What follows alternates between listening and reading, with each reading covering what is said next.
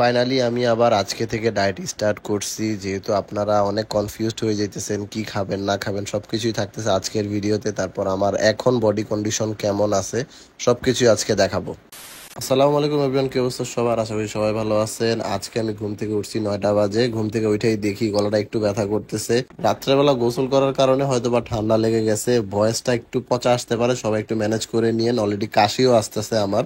তো সকালবেলা উঠে আমি দেখলাম যে আমার কাশির ওষুধ আছে কিনা। তো আমি এই যে কাশির ওষুধটা ডেট দেখতেছিলাম, যেটা ডেটটা ঠিক আছে কিনা। এর আগের বার যখন ঠান্ডা লাগছিল তখন আমি এই কাশির ওষুধটা খাইছিলাম। আজকে দিনের প্রথম খাবারটা হচ্ছে আমার 4টা ডিম, তার মধ্যে 2টা কুসুম আছে, আর 4টা সাদা অংশ আছে, আর 1 কাপ চা। চাটা আমি ছাড়তেই পারতেছি না, চা আমার খুবই ফেভারিট ভাই।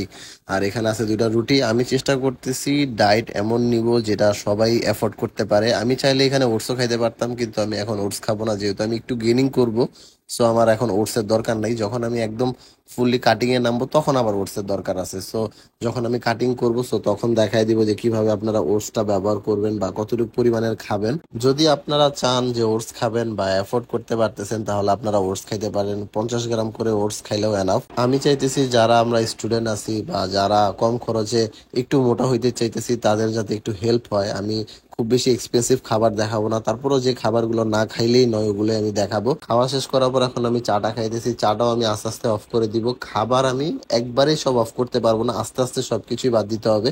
তারপরও আমি যতটুকু খাবার বাদ দিয়ে আর কি ভালো খাবার খাইতে পারি। এই কয়েকদিন আমার যেটা মন চাইছে আমি ওইটাই খাইছি। তো এখন আমার মানে খাইতে খাইতে অভ্যাস হয়ে গেছে, এখন আমার এই খাবারগুলো দিয়ে পেট ভরে না। তো যাই হোক, এখন আমি সিরাপটা খাবো। আমি কি সিরাপটা খাবো সেটাও আমি দেখাইতেছি। আমি কোনো কিছুই হাইড করবো না, সবকিছু আপনাদের দেখানোর চেষ্টা করবো। ভাই ওষুধটা এত পরিমাণে তিতা বলার বাইরে।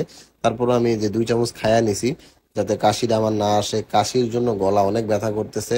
যেহেতু গরম অনেক বেশি পড়তেছে, আপনারা চেষ্টা করবেন দৈনিক 6 লিটার পানি খাওয়ার।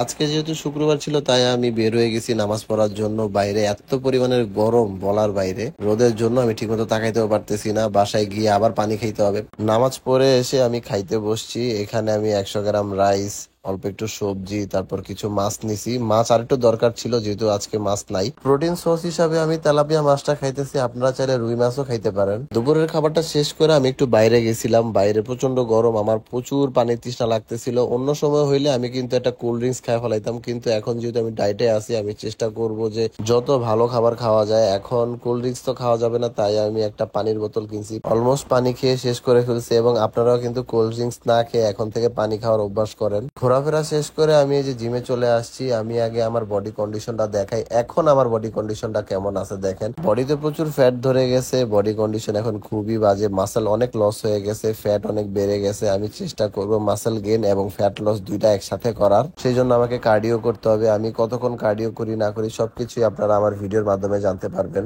ওয়ার্কআউট শুরু 2 ঘন্টা আগে আমি আরেকটা খাবার নিতেছি। এখানে 200 গ্রাম ভাত এবং 150 গ্রাম মাছ আছে। এখন আমি ওয়ার্কআউট শুরু করব, তাই আমি একটা কফি খাইতেছি। ভাই কফি খাইতেই হবে ওয়ার্কআউটের আগে। কফি না খেলে আমি এনার্জি পাই না। এখন তো এমনি এনার্জি পাই না, তার জন্য আমি একটা কফি খেয়ে নিতেছি। কফিটা আপনারাও ট্রাই করতে পারেন। আমি সবসময় বলি যে কফি একটা ভালো সাপোর্ট দেয়। ওয়ার্কআউটের আগে আমি একটু স্ট্রেচিং করে নিতেছি যাতে কোনো রকম ইনজুরি না হয়। আজকে অনেকদিন পর ওয়ার্কআউট করতেছি, আল্লাহ জানে কি অবস্থা হবে। কয়েকটা পুশ আপ দিয়েই আমার অবস্থা খুবই খারাপ হয়ে গেছিল। আমি কয়েকটা পুশ আপ দিয়ে তারপর চেস্টের ওয়ার্কআউট করলাম। আমি জানি খুব বেশি ওয়ার্কআউট আজকে আমি করতে পারবো না। আজকে অনেকদিন পর ওয়ার্কআউট করতেছি, আমার বডিতে ঠিক মতো পাম্পও হইতেছিল না। আমি জাস্ট বডিটাকে রানিং করার জন্য ওয়ার্কআউট করতেছি। কয়েকদিনের মধ্যে অবশ্য রানিং হয়ে যাবে, তখন দেখবেন আমার ওয়ার্কআউট। এখন তো জাস্ট ফাঁকি দিয়ে দিয়ে মারতেছি। এতদিন পর যেহেতু আমি ওয়ার্কআউট করতেছি অবশ্যই আমার শরীরটা ব্যথা করবে। আপনারা যারা নতুন জিমে আসেন আপনাদের শরীর ব্যথা করলে আপনারা ভয় পেয়ে যান, এটা নিয়ে ভয় পাওয়ার কিছু নেই। অনেকদিন পর ওয়ার্কআউট করলে বা হঠাৎ করে ওয়ার্কআউট শুরু করলে বডি পেন হয়, এটা নর্মাল। আমি আজকে খুব বেশি ওয়ার্কআউট করি নাই, হাতে গোনা কয়েকটা ওয়ার্কআউট করছি।